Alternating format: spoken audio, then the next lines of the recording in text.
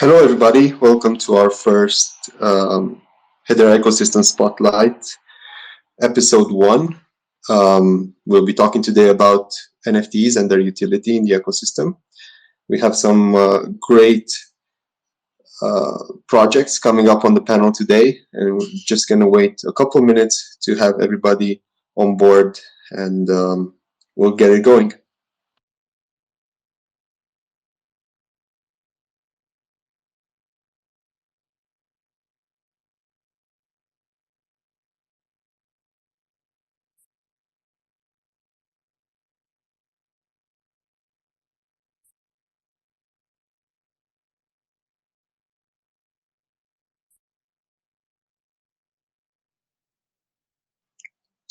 Thank you guys for joining us.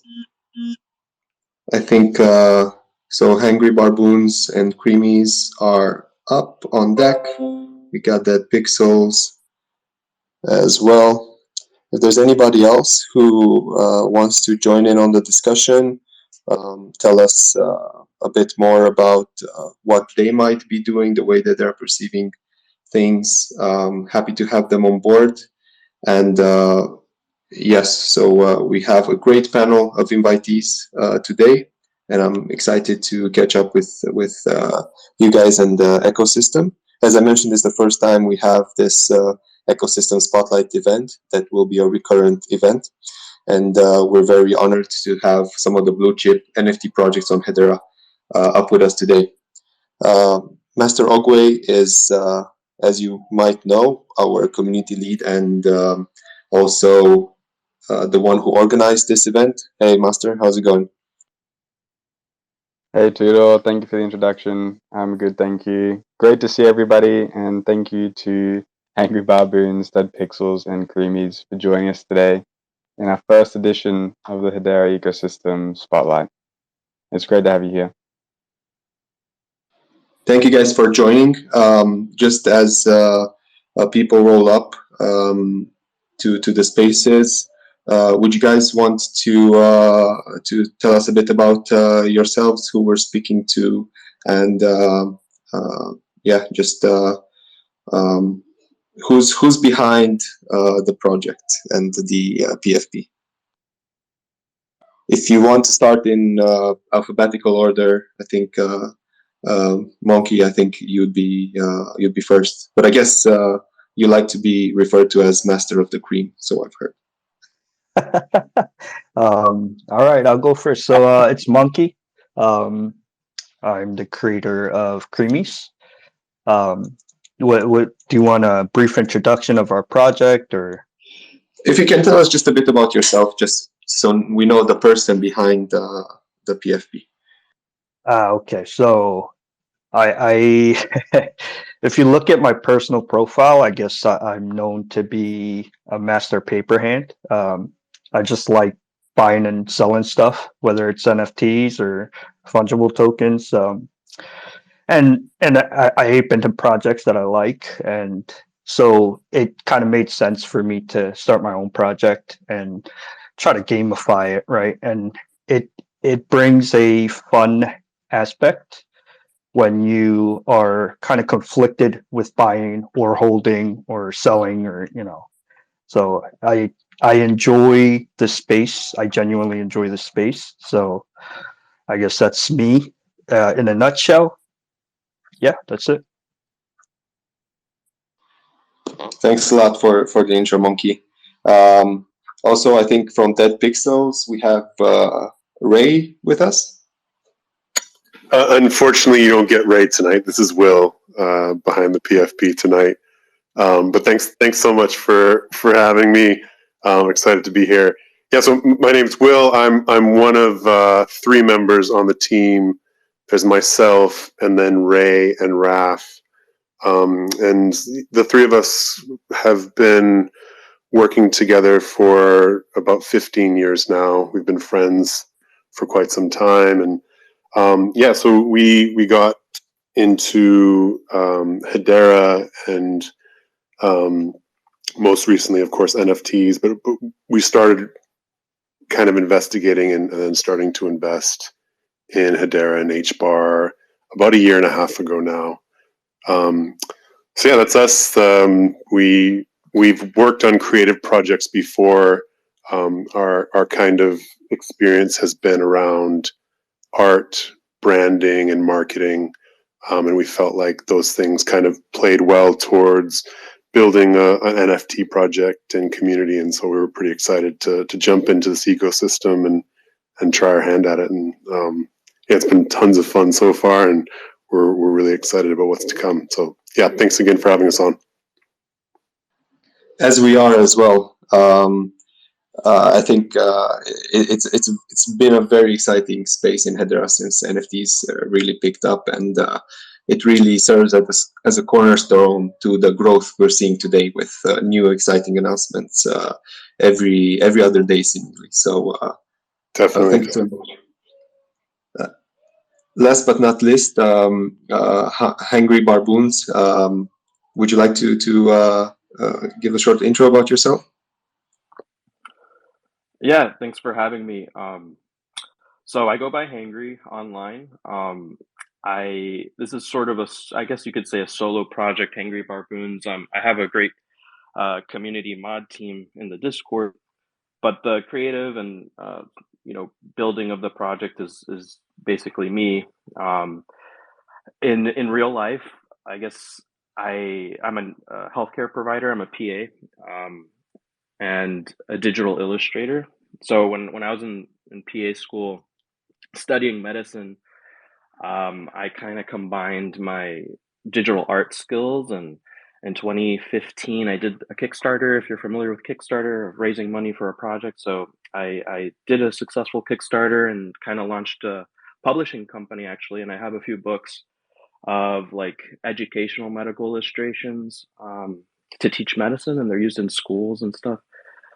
In my medical career, I've worked in cardiology, and I wrote an entire textbook on EKG interpretation. So that's like when you put electrodes on your chest and try to interpret the graph to figure out the rhythm of the heart. And so I've had a lot of experiences in publishing and illustration, and I was inspired by like web comics like Penny Arcade and medical and cartoons like Ren and Stimpy. So I've kind of like combined all those things and sort of inspired my artwork. And it was last year when I like found out about crypto and NFTs and stuff. And obviously I was like, wow, what an opportunity to kind of put all the skills I've learned over the years into a new ecosystem, like an emerging technology. So that really excited me. And long story short, I thought Hedera was the best place to put my skills into use, and I fell in love with the community,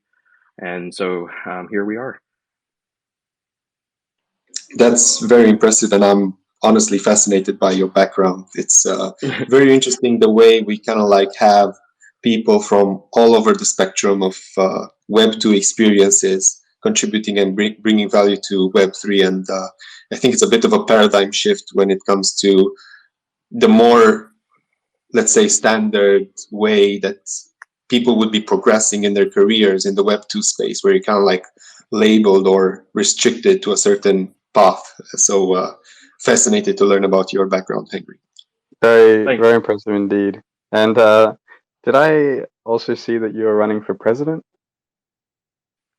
Oh yes, yeah. That's a huge component of my campaign, of my project. I mean, so the whole project takes place in the United Hashgraph of planet Earth. That's the government that I'm building, and I'm running for presidency. I'm feeling pretty good about it because in my Discord channel, there's a place where you can vote for president, and I'm running against Vitalik Buterin and Do Kwon, and they're really struggling right now. It's pretty much a landslide. So I'm still waiting for all the votes to come in. I'm not totally sure what's going to happen, but that an announcement should be made soon about that, and then hopefully I can officially be president. Well, it sounds like a pretty fair running. And how much longer do we have to cast our votes? Well, the votes, the official voting has kind of ended because I was using it as a method to keep track of who I was delivering golden banana coins to. and I'm pretty much out of them. I have a few left for giveaways or like also for Lehman, one for Lehman. So I'm just waiting to give them out, and so that kind of has ended. People who have bought coins on secondary don't have a voter role. So if they buy a coin on secondary, I'm sort of manually assigning it to them, and they can vote. So if you've bought a coin and don't have a voter role, you can reach out to me on Discord and be a part of history. I, I'm pretty sure Monkey voted against me on the poll, but that's okay. It's all good. We're all family here. That's awesome. Thank you, Hangry. That's so cool. So just for people who joined late, this is the first in our Hedera Ecosystem Spotlight series, where we'll be chatting with some of the most disruptive Hedera projects and gain insight on industry trends, their strategy, roadmaps. So it should be a very educationally themed series with a lot of alpha, as Hangry alluded to. I do appreciate everybody tuning in from all over the world. We try to have a time that's somewhere in between that works for everybody across all coasts, from Australia to the US. So we appreciate everybody who's jumping in their early mornings or late evenings. Today we're specifically looking into discussing NFTs, their utility in each project, and the general gamification of the project overall, how they're building the ecosystem. So some of the best blue chip Hedera projects are here with us today, and we will be learning a lot more of how they're interacting with Hedera itself. We have a few questions lined up for each project as we go along. And me and Master will be moderating the discussion with the panelists. So without further ado, Master, do you want to lead the way? Of course. Thank you, Tudor. Now that we have more people here, we've heard a bit of an intro for everyone behind the projects. I would love to hear a brief introduction of each of the projects we have here today, and starting again in alphabetical order with Creamies. So I want to, yes, Master of Cream Monkey. I want to say I don't like going first because I feel like my last answer was way worse than those guys. But yeah, a brief a brief introduction to our project. So Creamies is a collection of 1,111 NFTs. And the way we kind of have utility and gamification for our project is per NFT, you get a fungible token allocation. So it's a daily drip. So you get 100 cream per day from our cream faucet on our website. But you could also turn in 5 regular creamies for an upgraded master creamer, which is just the next tier. And what that does is it's a one of one. It's a different looking creamy, or master creamer in this case, and it gives you a multiplier on your allocation of cream. So it gives you a 1.5 multiplier, and it has a base value of 600 cream per day. So that's 900 cream per day if you have one master creamer. But if you have other creamies or other master creamers, you get that bonus as well. So our cream tokens is kind of the main utility, I would say, and it's what runs our ecosystem. And we have dApps and games, and we're building more constantly on top of it. And our cream token is currently on Saucer Swap with an incentivized pool, so people could also farm and yield farm their tokens on Saucer Swap as well. Yeah, and I did notice that the APR on that particular pool has been one of the most generous ones for the past couple of months. So exciting for sure. No, it's very great to hear. Thank you, Monkey. I have to ask. I see you like to stick to the theme of Creamies being a scam or a rug. Could you explain a bit the ideology behind that? The ideology behind us like flooding our own bags, at the surface level, it's for fun, right? We like to kind of flood our own bags, and it's a bunch of degens playing in this space, right? Most of the NFT people, and it's a different crowd, mainly from the DeFi people, and I have a DeFi background. So when I first came in, I was very skeptical of NFTs as well. And I guess another thing that happens is when people FUD your project and they, are critical of your project, which I am. I'm very critical and I'm pretty vocal, less vocal now that I'm a creator. But I'm very vocal when it comes to these things.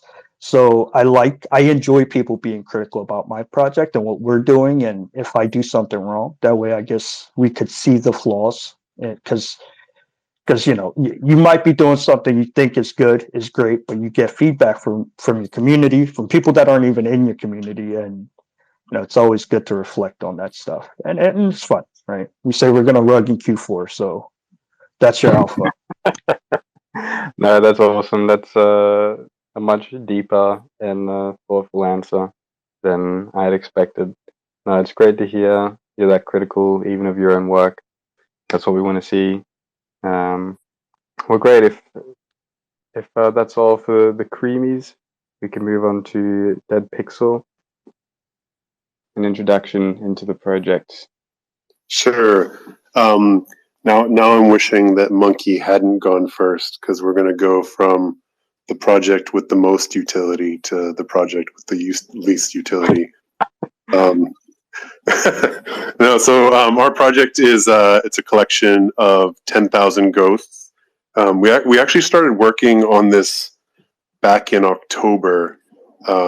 We started working on the project and we released our first drop in April of this year, and so because we started on a 10K project, we decided to go the route of releasing it in staggered drops instead of all at the same time.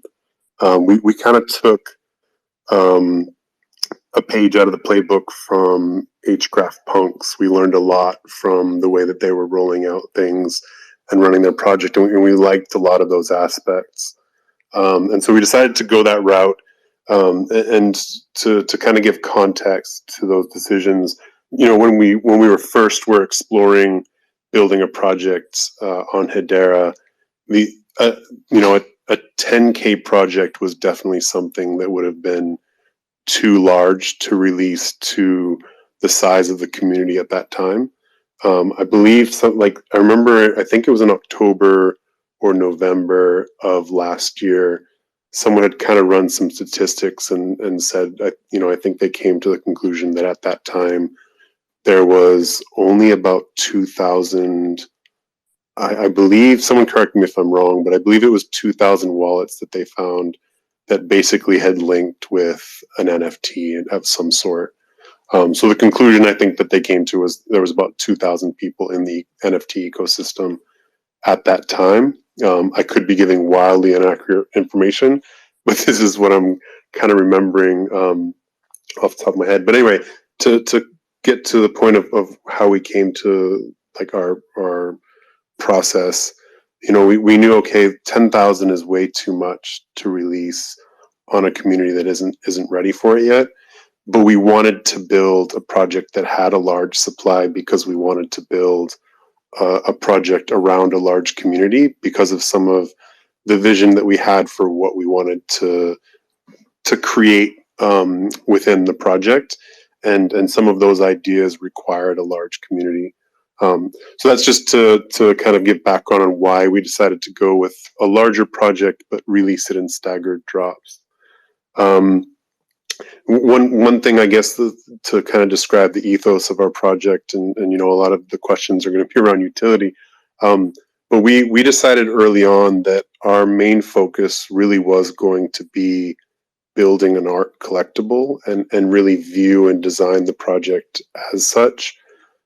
So one of the things we actually really found that we fell in love with in terms of doing a project in staggered drops is it allowed us to view the collection that we're building as a living art project, rather than one that we're going to create the layers for, generate the ghosts, and then finalize the entire collection and release it. Now it's one where we're going to continually explore new traits that we can add to the ghosts, and new variants that we'll continually explore as the project goes on. So that's been a really fun aspect of it. But yeah, I think that going back to what I mentioned just a moment ago, seeing our project as an art collectible and a brand that we're building and growing a community around, we really wanted that to be at the heart of how we started the project. And then we felt, when it comes to things like utilities and benefits, we wanted that to be something organic that came about from a strong community. So we kind of wanted to do utility as something that we programmed at the back end rather than the front end. So hopefully that gives a little bit of an overview in terms of what the project is, and kind of the ethos around how we're building it, and how we view utility.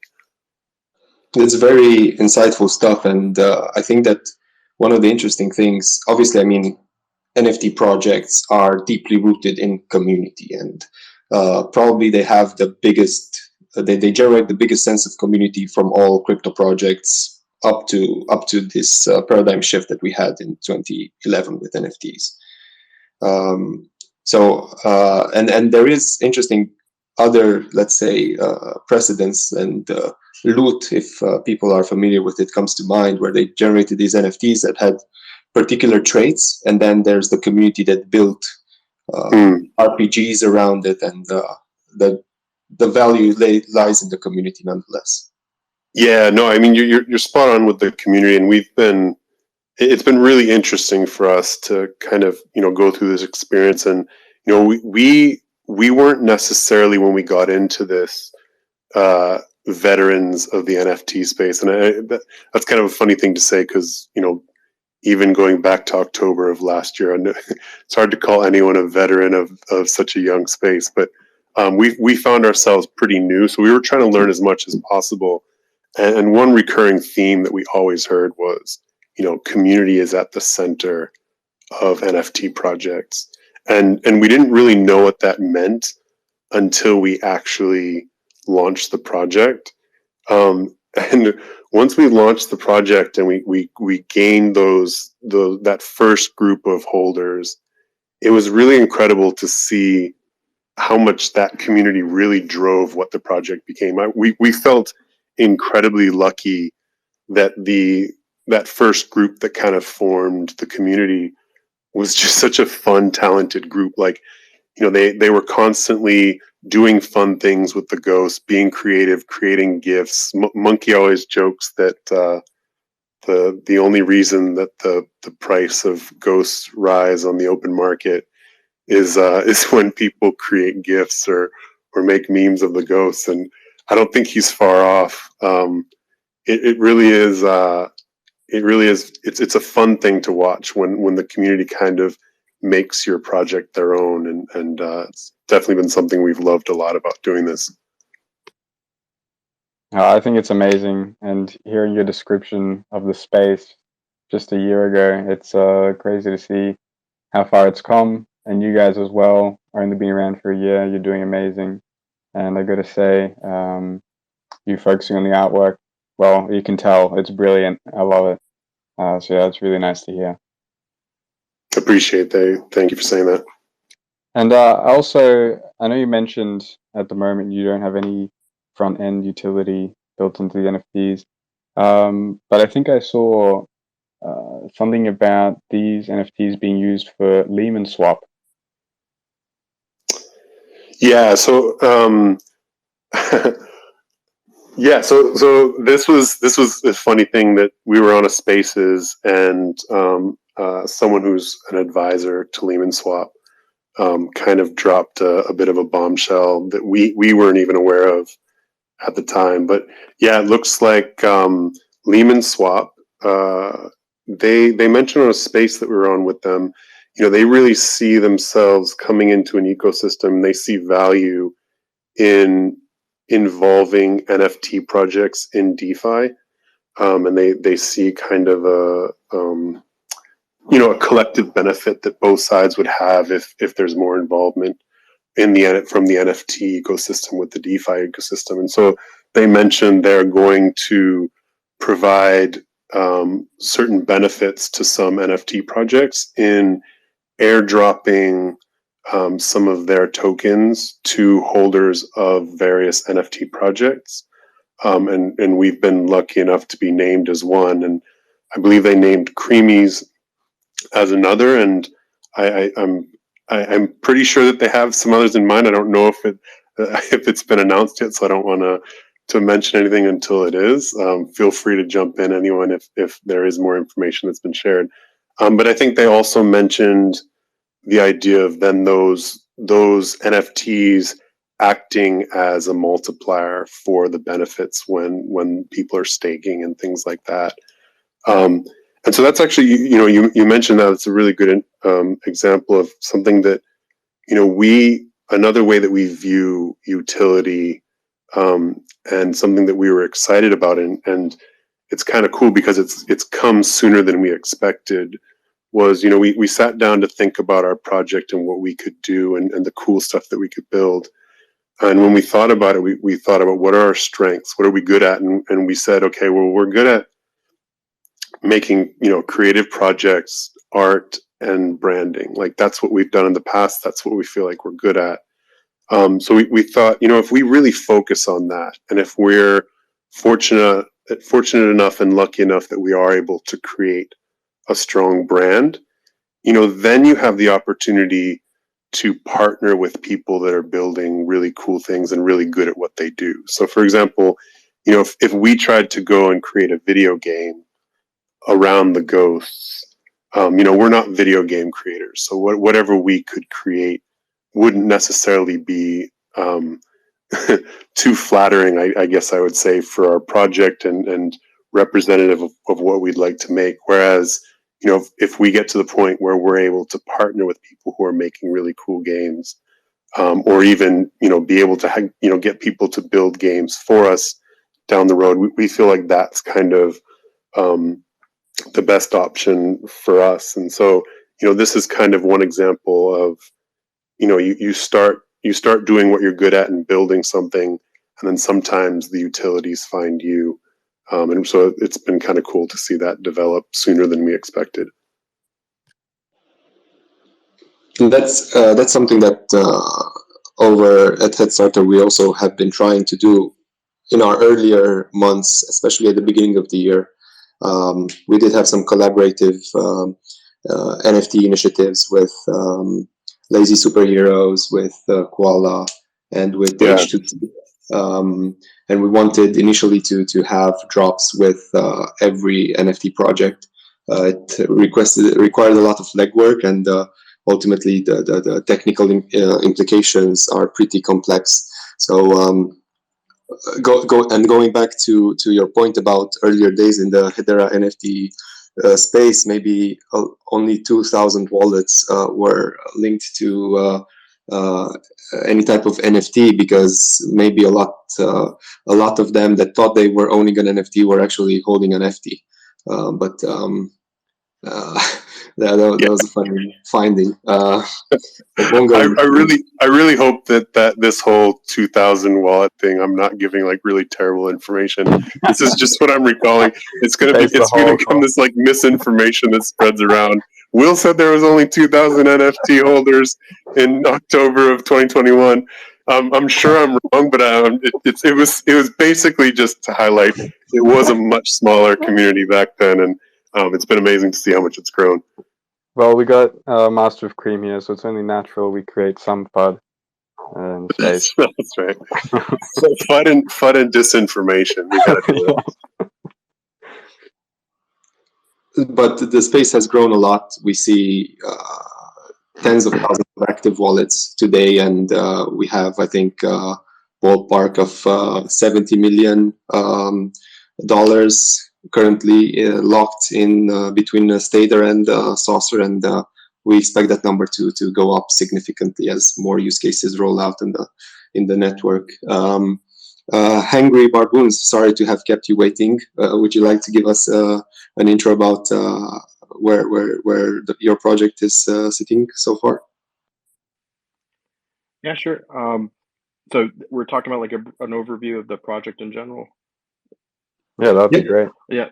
So I relate a lot to Dead Pixels because when I first started all this, my main thing was I want to create the best art I can, art that will attract attention to the ecosystem and that like people are proud to own and things like that.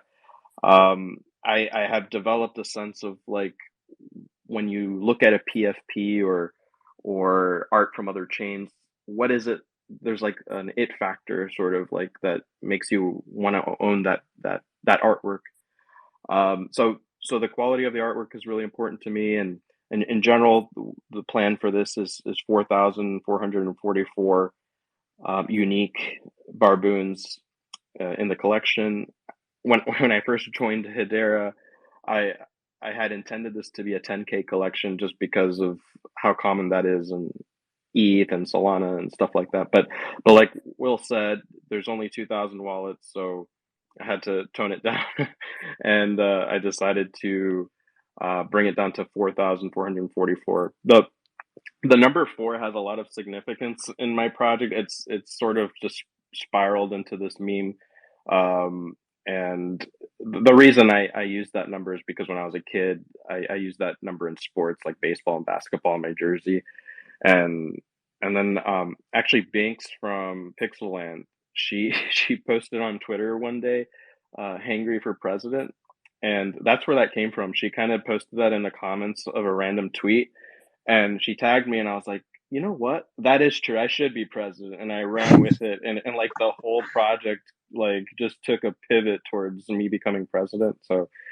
thanks to Binks, shout out to Binks, and yeah. So the goal is really to create this really kind of what I wanted, an epic art collection, like just kind of going full blast on my skills as an artist, um, and and creating a brand like similar to Dead Pixels. I want to create like a brand that that makes you feel a certain way, you know, cool and funny, um, and just kind of exudes quality.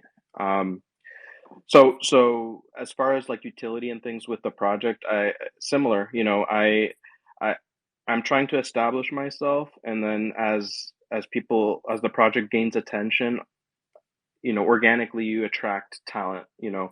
So one person I want to give a shout out to is Emrak from HBAR Space.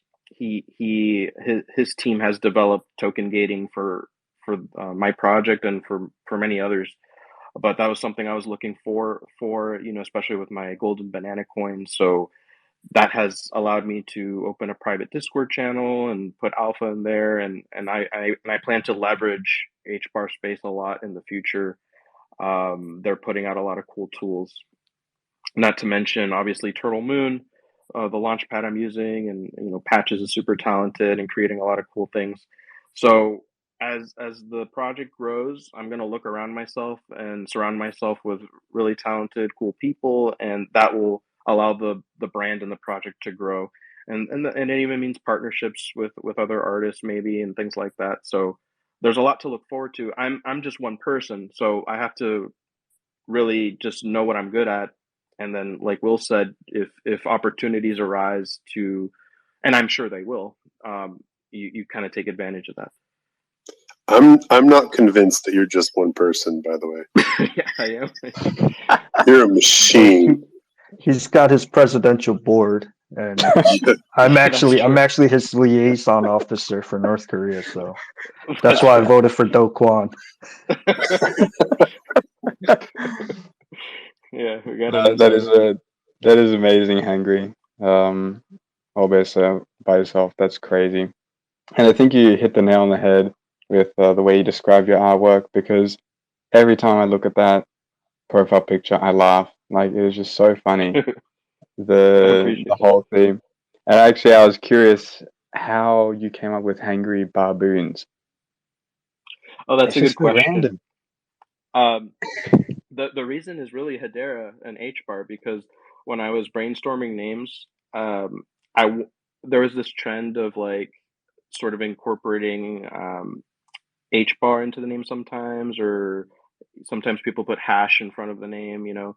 So Yeah. I hid it in the name. So when you say hangry, the first letter's H, and barboons, there's bar. So if there's H bar in the name, Oh, that's brilliant.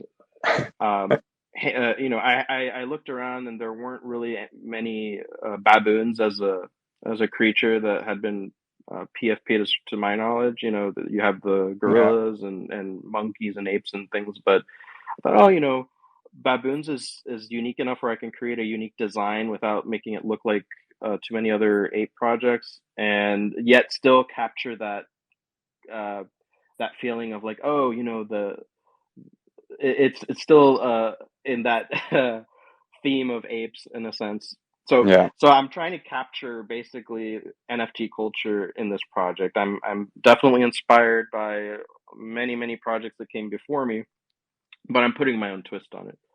Yeah. Well, I think it's brilliant. You really picked a great name there. That is fascinating because before the event yesterday, I was speaking to Master Ogway here, and I was asking him if he knew what Hungry Barboons stands for. Because I mean, I see the way your PFP looks. He looks angry, but couldn't tell if he was also hungry or something. So He is. He is. He's very hungry and angry, and then when I first joined the ecosystem, I went by Medcomic. That was my username, and I had that for a little while. That's the name of my medical illustration, you know, project and company. And then after a while, since I was using this account, people would just be like, "Hey, Hangry, you know, you're up to speak," or because I would grind on Twitter Spaces for like the first 6 months of when I joined. I was on Twitter Spaces all day, in between work and at lunch. I would just be jumping across different spaces, whether it's Hedera or not. I was just like talking to people and learning, and people would just call me Hangry. So then I decided, you know what, that's going to be my artist name on for NFTs, and you know, like Madonna. Yeah, I love your backstories, man. There's a story for everything. Yeah. And you know, I feel you guys are very humble. You say that you don't have any planned, at least, utility for the NFTs. But you know, what I've seen here is you have a mint coming up on the 15th of October, and it's for the golden banana coin holders. Yes, correct. Yeah. So So that alone, yeah, if you wanted to tell us a bit more about that. yeah, I guess I didn't mention that I've already put out NFTs. So earlier in the year, I created 14 NFTs that are one of ones that are called Hangry Heads, and that was my first minted artwork. So they hold special value to me, just because of that fact, and historically speaking, and so and the low supply of them. So they were a gift that I gave for free to the first 14 people that joined my Discord server. Vicente, I think, suggested the idea, if I'm not mistaken. He's like, "Hey, why don't you just, you know, drop us some NFTs now or something?" And I'm like, "Okay, I'll do it." And so I took a couple months and thought about it, and then I designed them and airdropped them. And those will have special utility compared to the golden banana coins and the boons, because I've created this sort of hierarchy where you have like this very exclusive collection, the 14, then you have 444 coins, and then you're going to have 4,444 boons. So obviously, with a lesser supply, you should sort of reward that collection a little more.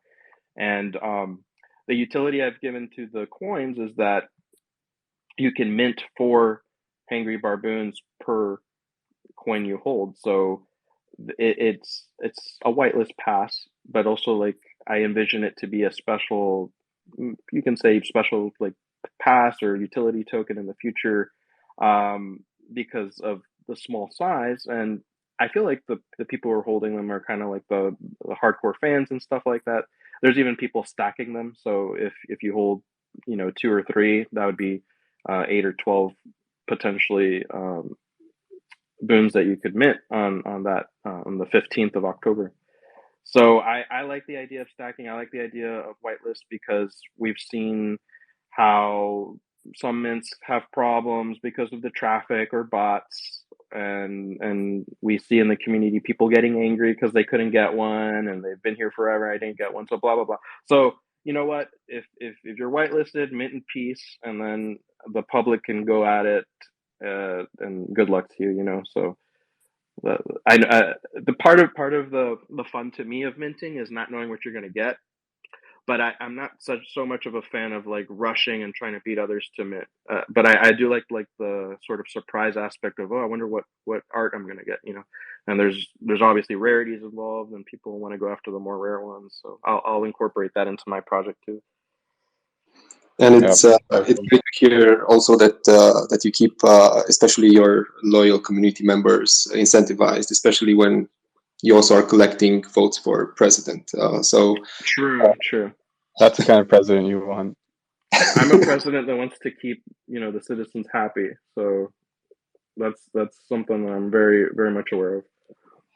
And we've come a long way now with mints, with whitelists, and I guess it's an understatement of the progress that overall the tooling around NFTs has been progressing on Hedera. So shout out to everybody who's building infrastructural pieces to have better experiences with NFTs, communities, and mints. Going back to the questions, is there anything that any of our panelists would like to add about their project history and how they got here, how their project evolved to what it is today? I was just going to mention one thing. It's actually not about our project, but about Creamies and Hangry that they didn't mention. One thing that always strikes me about those two projects is Hangry and then the Creamies team are just exceptional at creating culture as well. Like their projects are amazing. Their art is great. Their Creamies utility is exciting. But the teams are really good at creating culture and like inside jokes within their project. And like even as someone who's busy with his own project but pops into theirs and has fun sometimes, it's a lot of fun to watch and be a part of. So I'd say that's something that I view and admire in their projects and what they've been able to accomplish is just that ability to foster culture within their projects and create that kind of atmosphere. It's been a lot of fun to see. Yeah, So I also want to. Oh, sorry. Go ahead. sorry, Henry. So I also want to say something. So I came onto Hedera because I saw Saucer Swap and I was a DeFi guy. But the reason I made a Discord was because I saw Dead Pixels and I just loved their art. And like Dead Pixels and Hangry was actually here way before I even made a Hashpack wallet. So it's really funny and interesting to see like Dead Pixels is still minting and Hangry has yet to mint, right? Because they're like the OGs, and like it's pretty crazy to think about, but yeah. Yeah, I also wanted to comment on the culture thing because that's something I learned over time, as far as creating inside jokes and culture. I didn't realize how big memes would be in Discord and things. So I learned a lot from Crypto King. He's one of the mods in my server, and Panda. He's like a master at creating GIFs and stickers. So he I feel like Panda's been a bit of a mentor to me. Also with like going to other servers and creating GIFs for other projects because we have a lot of fun, him and I, doing that. So like I'm in Dead Pixels a lot, creating GIFs for ghosts and things, and it's that's also a testament to like some of these projects where how easy it is to meme them, you know, because it makes the Discord servers a lot of fun, and I do feel like there's a right and wrong way to do it, and so it does take some thought. I mean, it sounds silly and stupid because it's a meme, but but I feel like it's almost like being a comedian, you know, if to create a good one. It's Definitely. Sorry, go ahead, Will. I was just gonna say it's a real love fest up here right now. That's what I was thinking. It's so wholesome.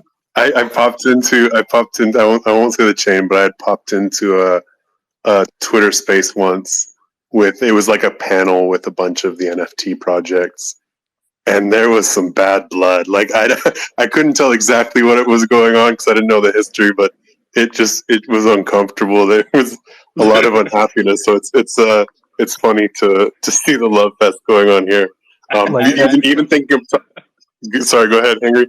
No, I've jumped in on some Solana spaces, and it's like super toxic and like aggressive when like a founder of a huge project joins and the host is like tearing them apart. Like even if it's like deserved, maybe it's like vicious, and the founder's like on the verge of tears, but trying to play it off like, oh yeah, this doesn't bother me, but it really does. You know, it's like boy. so sad. Like every Solana spaces I joined, I can't stay for longer than like 2 minutes. It's either like people just really high and just talking to each other, or just like the toxicity is crazy. Hey, Hunger Game. You know, No, but speaking of which, and we were talking about kind of like communities and culture and gifts, like Hangry and Monkey and Panda, in our very early days, I think Monkey created the first ghost GIF ever, and then we have like a Tenor account where we post all of the ghost GIFs, and I think Hangry is like 50% of them at this point, and Panda makes up like the majority of the rest. So I mean, it's kind of funny to be up here with these two, and like, you know, they've been such a huge part of our community and making our community what it's become. So it's kind of fun to I be up like here to with. think I was the OG Hedera GIF creator. I think I was one of the first ones. You And made some fire koala gifts in your right. day. I started with the koalas. I went with like Hashbots and then dead pixels. But I mean, it's part of. I don't want to say utility, right? That's a meme, right? Oh, this is the utility. No, we joke like that, but it's part of the enjoyment you get out of for being in a community, right? And it's fun. It's hella fun. That's why people do I it. think you can call that a utility. That's like a good benefit that is hard to get. You can't force it, you know. And Definitely. that last GIF I made. Are we going with GIF or GIF? I'll go with GIF. The GIF with the guy nodding. I always forget his name. Is it Redford? Robert Redford, the guy nodding in approval. Well, Is that Robert Redford? I don't know. I think that's what I Ray don't know. said. I don't know who it is, but I it have was to an Google amazing it. gift you made. But I'm really, because I use the GIF a lot. The guy nodding. So it was really important to add a ghost in there. Yeah, no, it was perfect with the beard and everything. The beard is exactly that guy's beard. Did you guys go through a lot of different variations of the beard? Like, was there like a beard that like went down to the ghost's invisible toes, or how did you decide? That beard took years off of our lives. I could imagine. It was so hard. So I mean, so Ray has been wanting a beard for the ghosts for so long, and he just would not let Raph rest until we had one. So I mean, this has been months in the making because we were trying to get one for last drop, and it just there's something like the way that the ghost is shaped. Getting a beard on it was really hard, and so many of them just looked awful. And so yeah, I'd say there was probably 30 iterations of the beard before landed All right, on one. so on your next Ghost Radio, you have to reveal some of the bloopers. Yeah, we'll definitely do some blooper. And here's the thing: like there were some that were actually really good, but we had to pick one in the end. So I'm sure there, people will have preferences of one they might have preferred. But the beard was a bit of a trek to get to the final design. This one came out good because you got the 3/4 angle really good. It just fits. Yeah, no, Raph definitely pulled it off. Congrats on the beard. Well, it's great to hear about the synergies that the projects have, and a lot of the projects can become tribal at some point, and especially while we're here still in the early days of Hedera, and now seems like a blue. Also, looking at the mint count, this can also easily become. It is a status symbol for the holders of the NFT. So definitely excited to see how utility progresses and what is built around these NFTs we have earlier in the early days of Hedera. So I was curious to learn from you guys if there's any other utility points that you have in the site for your projects, or just something that the industry would be is really leaning towards when it comes to NFTs and their utility. I do want to put Will on the spot here. They just made an announcement for a utility and he's not speaking on it. Could we speak on that, Will? Yeah. No, let's do it. It's a bit of chaos in our Discord. We just announced. So during drop 2, we had let everyone know that we were dropping 500 ghosts at our second drop, and so we let everyone know 100 of these 500 ghosts, there's going to be a surprise that we'll announce at a later date. And we did this for a few reasons, but the one of it was just because it was necessary. We weren't done with a certain design that we wanted to roll out and possibly include in that drop. But the more we explored it, we realized, and I guess you could call this utility, but we realized in some ways there was this fun idea about having a special component to a drop that you wanted to add, but you wanted to say, we kind of want to save these for the people that are actually planning on sticking around and being a part of the project.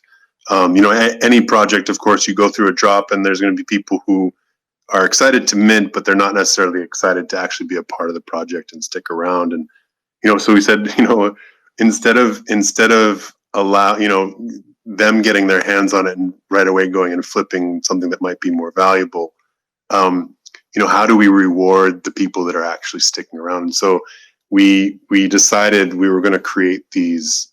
I won't mention the design just because there might be some people who haven't actually seen it yet and might haven't seen the video. So go check it out. It's a fun video and there's a bit of a twist at the end.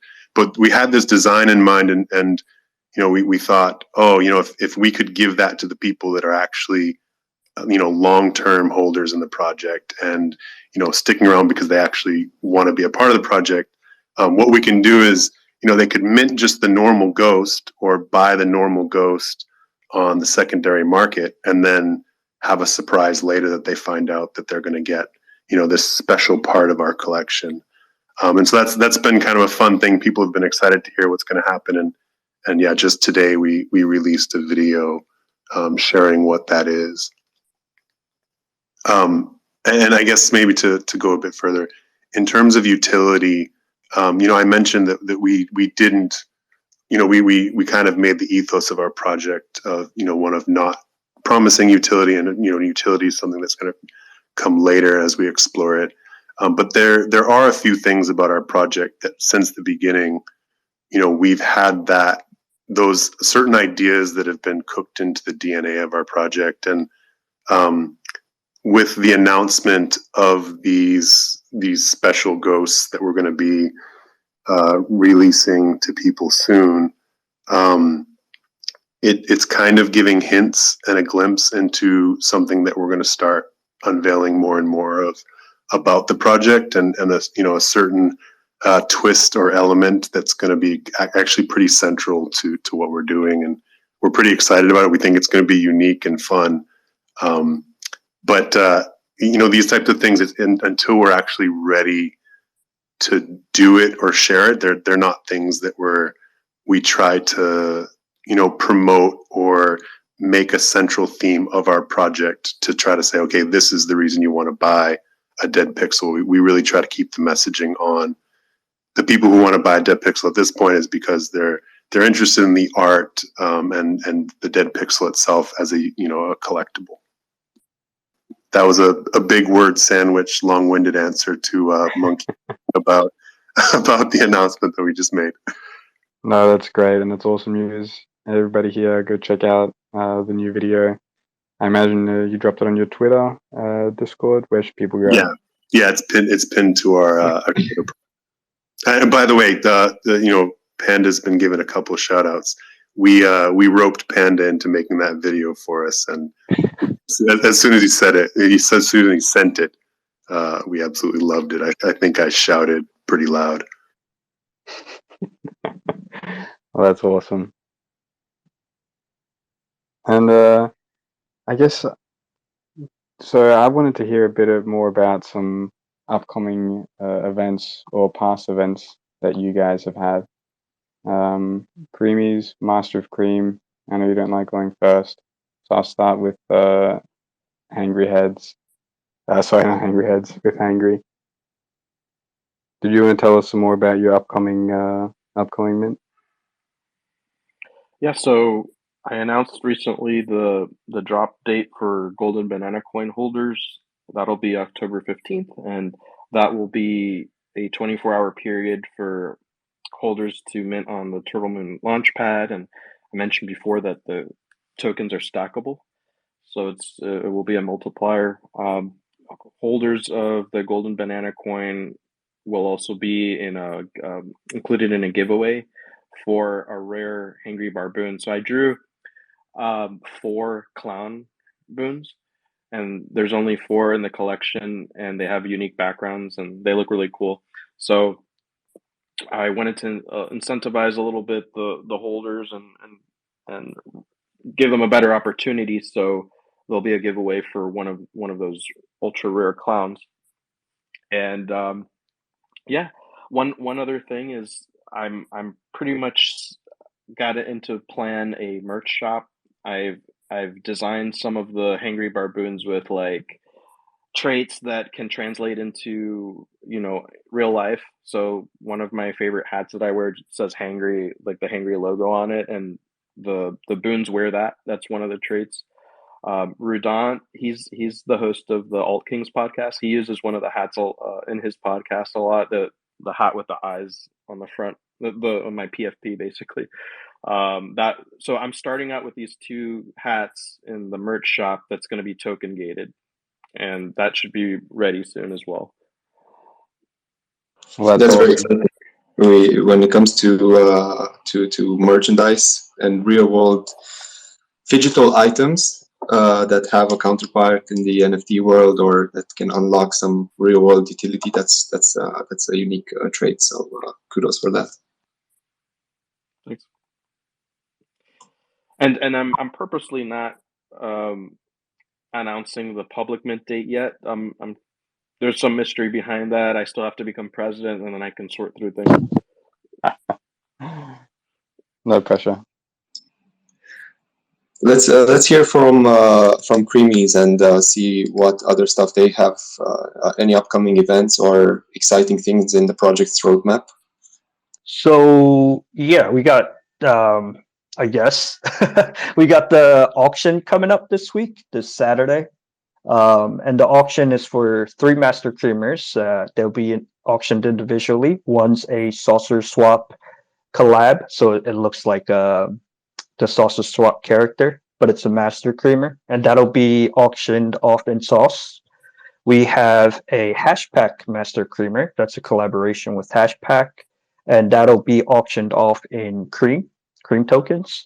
And we have a Gangster's Paradise Master Creamer, which is a project on Solana doing a metaverse project. I believe they featured dead pixels on their gallery, and that'll be auctioned off in HBAR. All three auctions will be live, I believe the 24th is the date, and we'll have it separately. Other than that, we do have our Creamlands coming up, which is a big collaborative effort with 14 other projects in the space. And it's probably going to be the first land-based project on Hedera. If you're not familiar with like Sandbox or Decentralized, it's something like that, but without, when we first launch, it's going to be without the metaverse play. It's more so for like social flexing and staking as well. So it'll bring the NFT staking for our project. We're very excited about it, but our whole project, Creamies, revolves around tokenomics, and that's my biggest job in the project. Our CTO, of course, he does manage the team of 4 devs, and I manage the art side as well as like the front end. And the tokenomics is what really is difficult, because it's hard to gauge sell pressure and buy pressure. So what I like to do is just assume everything is sell pressure. So any emissions we give out is considered sell pressure. So everything we give out is a low supply compared to, say, our liquidity. Even our Creamies is 1,111. It's a very small supply, but when you factor in the fact that people are trading in 5 Creamies for 111 master creamers, and there's 82 of them in circulation, there's really only 717 Creamies in circulation, and that number is going to go down further as we release more master creamers. So, everything revolves around tokenomics, and it's our lifeblood, and I feel like that's what we're good at. And our price and, just stability of everything has been, I think, a testament of that.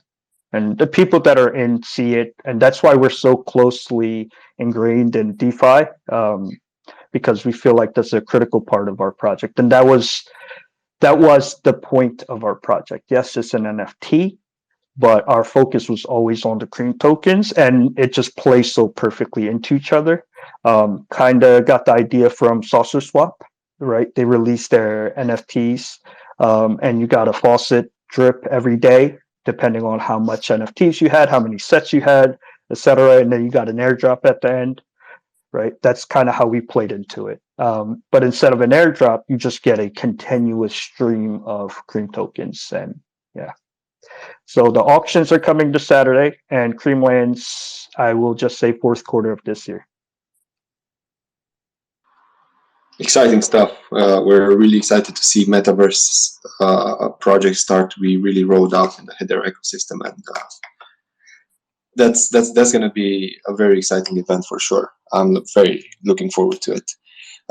So this is a good segue. And by the way, we will try to go on with the spaces for 26 more minutes until past, just to have at least 30 minutes per panelist on average. So wanted to reach out to the panelists with the following question that is a good segue from what Monkey just mentioned. Which feature in the Hedera SDK, or when it comes to Hedera as a protocol, do you think favors NFT innovation and is set to disrupt the NFT market as a whole? Yes, sir. Anybody, you can take it on. So personally, like when we planned our projects, we knew it would be a lot of transactions. For example, let's say we did 1 transaction per NFT per claim. You can imagine transaction costs and speed came into mind, obviously. That's the most important thing that we saw at the surface level. Other than that, we're very early as far as development, right? Everybody knows that we're just getting started, and I mean Hedera overall. So honestly, yeah, like the smart contracts are coming live, and we have a long way to go, but I feel like we have a good foundation and fundamentals on Hedera to be able to build all those things, and it's very attractive to newcomers, right? Because you don't want to hop on any train that's already kind of had its glory days, right? So that's kind of what brought me and our CTO and our team to Hedera instead of building on Solana or Ethereum.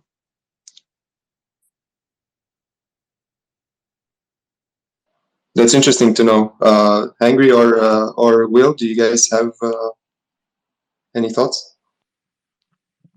Yeah, I'll say that I agree. The low cost is super crucial, and new technology within Hedera, the multi-file NFT, the HIP 412 protocol has been really cool to see. I incorporated that into the Golden Banana Coin NFT, so we have the primary image which you see on marketplaces like Zeus and Hashguild, and then when you open up the NFT, there's a .glb 3D file that I collaborated with HBAR to the moon with, and you can manipulate that, put it in augmented reality. I saw someone put it into a spatial gallery, so that's really cool. I got to give a lot of thanks to HBAR to the moon for collaborating with me on that because I think it came out really beautifully.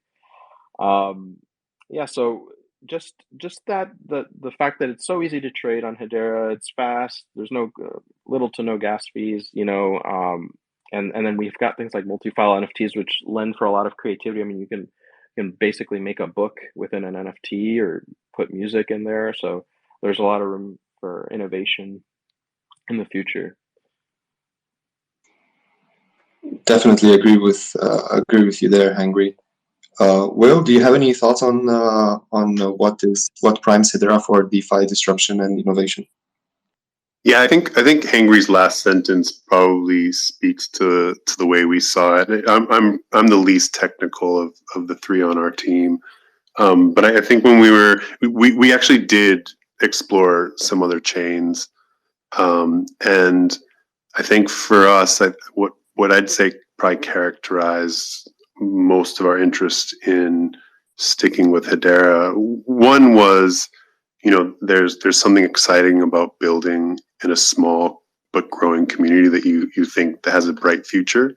But that doesn't really speak to the technology. I think for us, we didn't really know exactly what it was that we wanted to build, but we tend to try to dream big whenever we start a project. And so, we wanted to build a project that's going to be around for a long time, and we wanted to build a long-term project. And so for us, it was just important that our project was future-proof. And so for us, a big part of that, of course, is building on a network that has the technology where in the future, we have no idea what kind of possibilities are going to come about with NFTs, but, we'd like to be on a network where those possibilities are a lot more exciting because of things where, the technology, for example, can do far more transactions and more efficiently.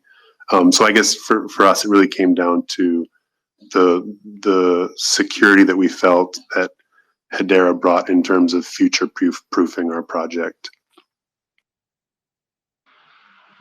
Definitely, we agree on that. And to the point about tooling and features that are upcoming in the Hedera SDK, is there anything else in particular that you see is useful for NFT projects such as yours that could help when it comes to tooling and infrastructure that could help take your project to the next level? Any particular, for example, bot functionality that you see as useful to be rolled out, or just moderation, community moderation tools, whatever that is. Which tooling are you guys looking forward to see come up on Hedera?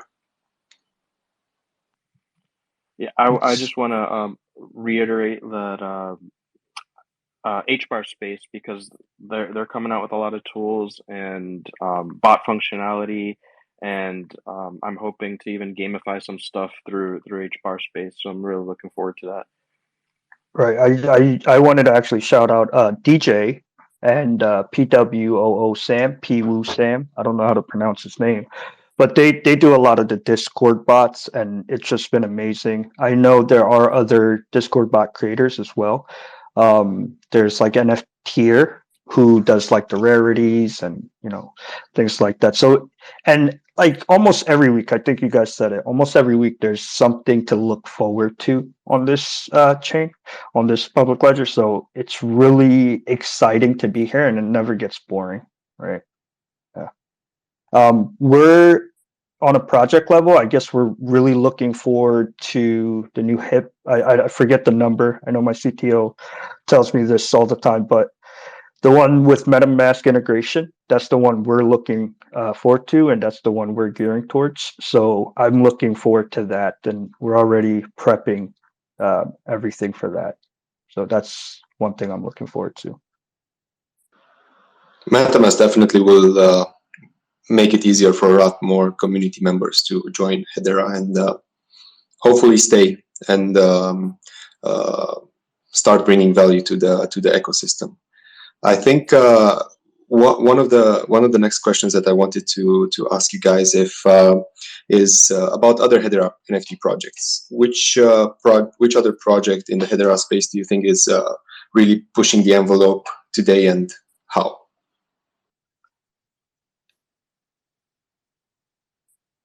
I've mentioned it before, but I mentioned them earlier when I was speaking. But to me, Hgraph Punks and what Patches, Renly, and the team are doing, I've admired since I kind of came into the space. One of the reasons that we actually started a project was Patches and Bones held a weekly Twitter Spaces, and so I think the way that Hgraph Punks, Patches, and Renly are forming their project around kind of this ethos of being a project that is testing and helping push forward the ecosystem as a whole, and helping other projects to also become a part of that, because I think they recognized early on, to have a strong ecosystem, you have to have lots of strong projects that are doing well, and that all, rising tide lifts all boats. So I mean, I'm not uncovering some unknown project that needs more attention, but I do think it's worth kind of mentioning that about Hgraph Punks. To me, I see them as a pioneer of the space that has really kept their culture of pushing the whole space forward, and I think that's great.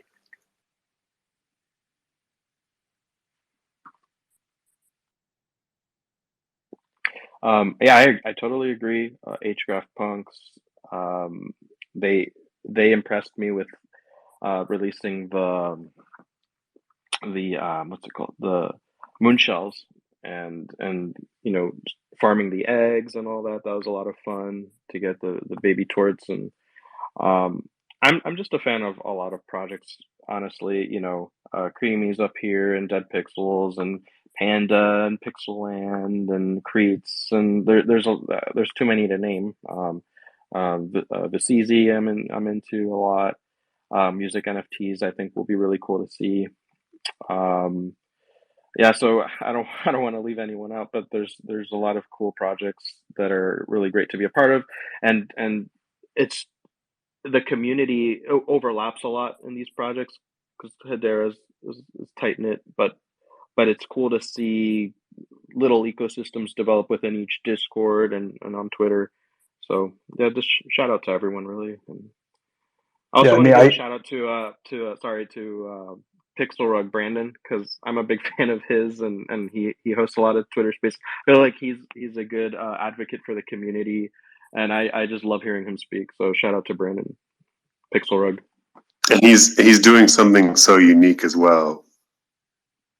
And he did it so early too. I saw like Pixel Rugs. I believe they were like one of the first NFTs around. Am I right? They were. And they're doing like 3D AR, and like they're really doing some cool stuff. Brandon's awesome. Sorry, go ahead.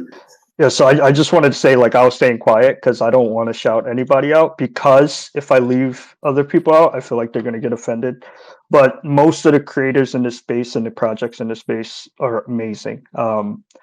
I guess when I look at other projects, it's like I see my weaknesses or their strengths, right?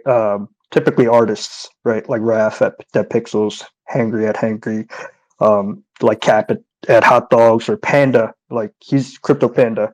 He's a big one, right? He's like ingrained in the culture. Warlock, Cyber Hedera, like amazing artists in this space, and it's mind blowing, really. Like Dazzle Ducks with the 3D ducks, and to me, like that's my weakness, I guess, like my art, and that's why our art or my art. That's why I look up to them. That's really fascinating to hear, guys. Thanks for all the insight. As we're coming down to the last 15 minutes of the spaces, I would like to welcome anybody who has questions for any of our panelists up to the mic. I know that I learned a lot today, especially how deeply entrenched all the Hedera NFT communities are within each other, and how there's a sort of symbiosis type thing. I do also find it very interesting that everybody believes that Hangry and Creamy and the Monkey are multiple people. So it's great that they have their own Satoshi Nakamoto thing going on. But just to sum it up for our panelists, how, taking into account everything that we talked about today, how do you guys, how would you wrap up things and label a NFT project that would be successful? In other words, what really brings value to an NFT project in your eyes, and how should anybody who wants to release their own NFT project look into starting things? I'd like to say, number one, the space is illogical, so don't be so logical about it. I think that's something a lot of people get stuck on, myself included. So you just got to let go, and whether your art is great or not, whether your utility is great or not, doesn't determine anything, because you could have the best product in the world, in the real world, in the IRL world, and it not sell, right? So I really think it's a matter of just getting the community along with you, like Hangry, our president, right? 444, he's got the community with him, backing him 100%. Same thing with Dead Pixels, right? That's why they're so successful. Even before their mints, we knew, right? So I think for me, that's the biggest part, making sure your community backs your project, and whatever that means, whatever that takes, I guess.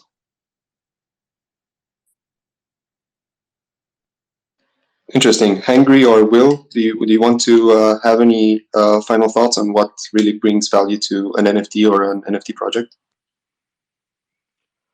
Yeah, I guess this sounds like some advice to give, and my advice would be like, don't rush into anything.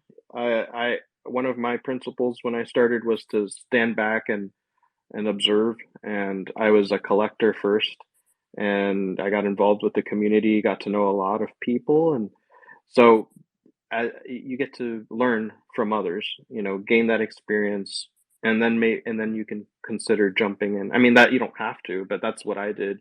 I was, as I was building my project, I was very much involved in other projects, and making friends. Um, and then as far as like the project itself, I think what I was trying to do is create something with mass appeal and that was fun, and that a lot of people could sort of relate to within the NFT community. So I think bottom line is like having patience. There's concepts of like delayed gratification and planning, and it's, this is a business, but it's not all about the money. You gotta, in my eyes, I'm trying to put the art first, and the entire project is a piece of art. It's not just the digital file itself. It's sort of like layers on layers of complexity that you're putting together a puzzle that has to fit just right. And so the whole thing is like an art project to me. And that includes community building, connecting with others, and all that type of stuff.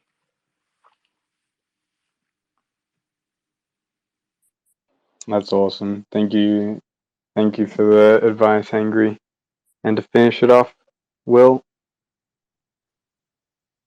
That was such good advice from Monkey and Hangry. hesitant to give any advice at this point. But I agree with what both of them said, and Monkey kind of mentioned, there's no one way to build a successful project. There's lots of projects that are successful for various reasons. So I guess I would say the best approach for anyone would be to try to build what they're interested in and what they have a lot of fun doing.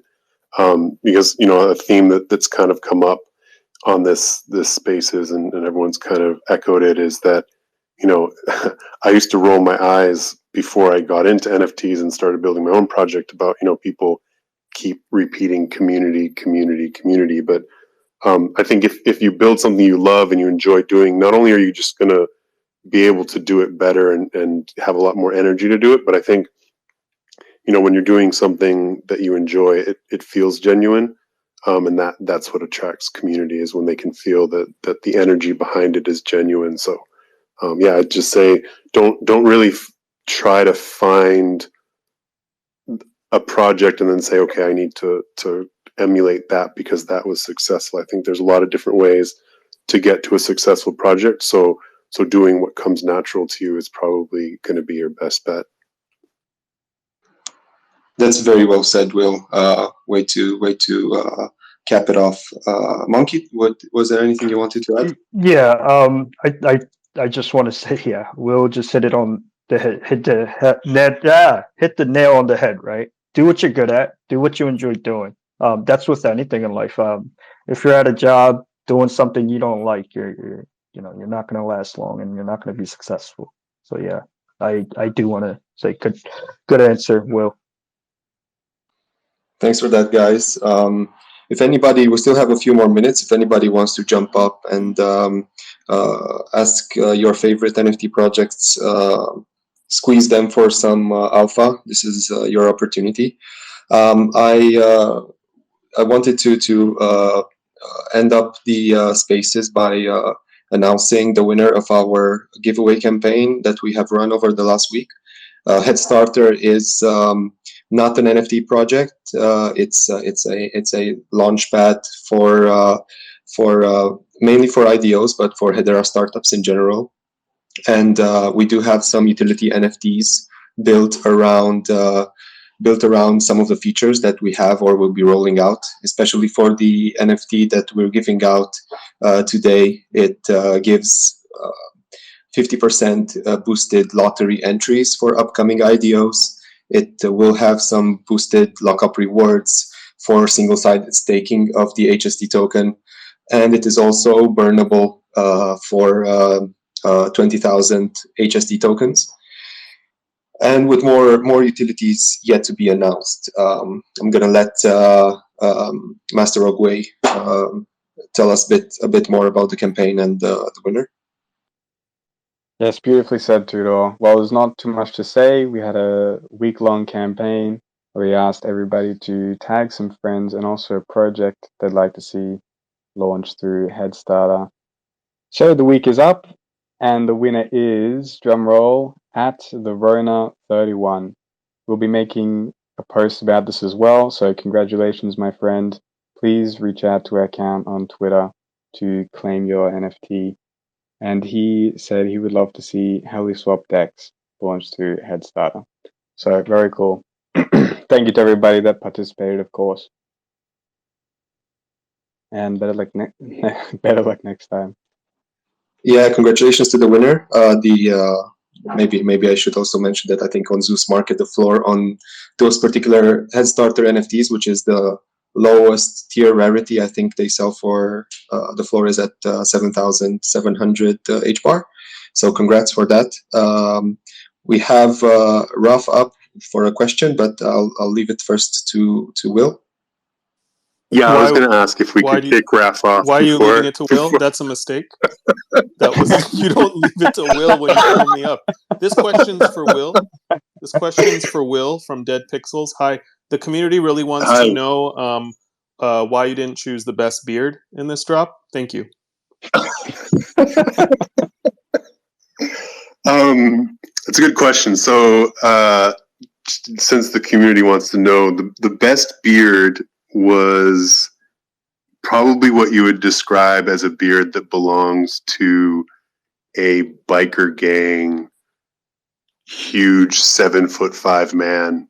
And while it was fun and it was exciting, I would say most people would not resonate with that beard. I hope that's a satisfactory answer. Are we going to have a goatee coming up, Ref? I'm more of a don't goatee guy. don't encourage him. Happy to share some of the trial and error work. Please do. I actually love the originals back in the day. Like people still wear them as PFPs. I love those.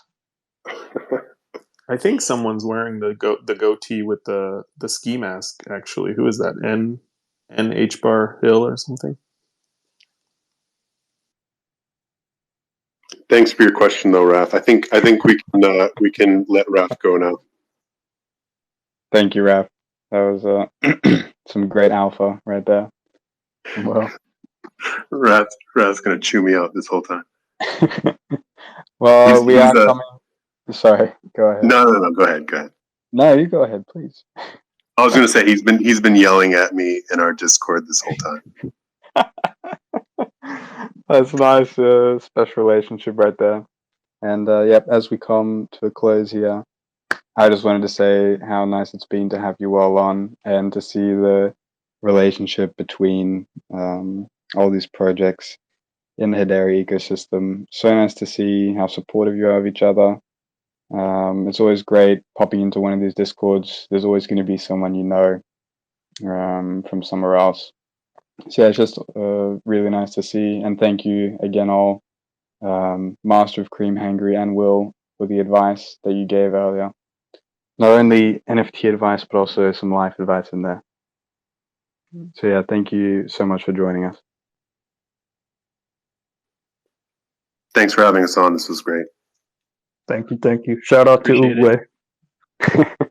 Tudor, did you want to say anything to wrap it up?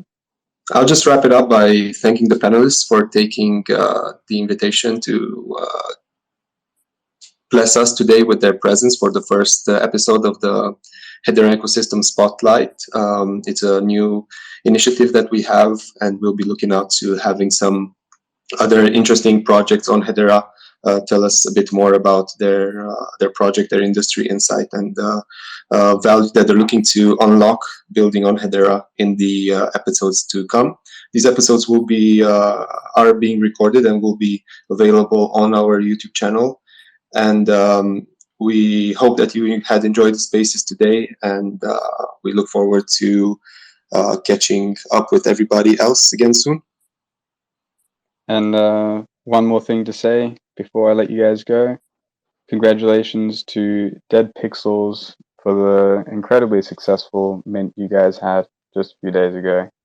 And I wish the best of luck to Hangry and Creamies for their upcoming events, both the auction and the minting. Yeah, definitely. We'll all have our eyes out for the upcoming mint events and your continued success, guys. Thank you so much. And thank you, everybody. Have a wonderful day ahead. Thank you for joining us, everybody. Take care.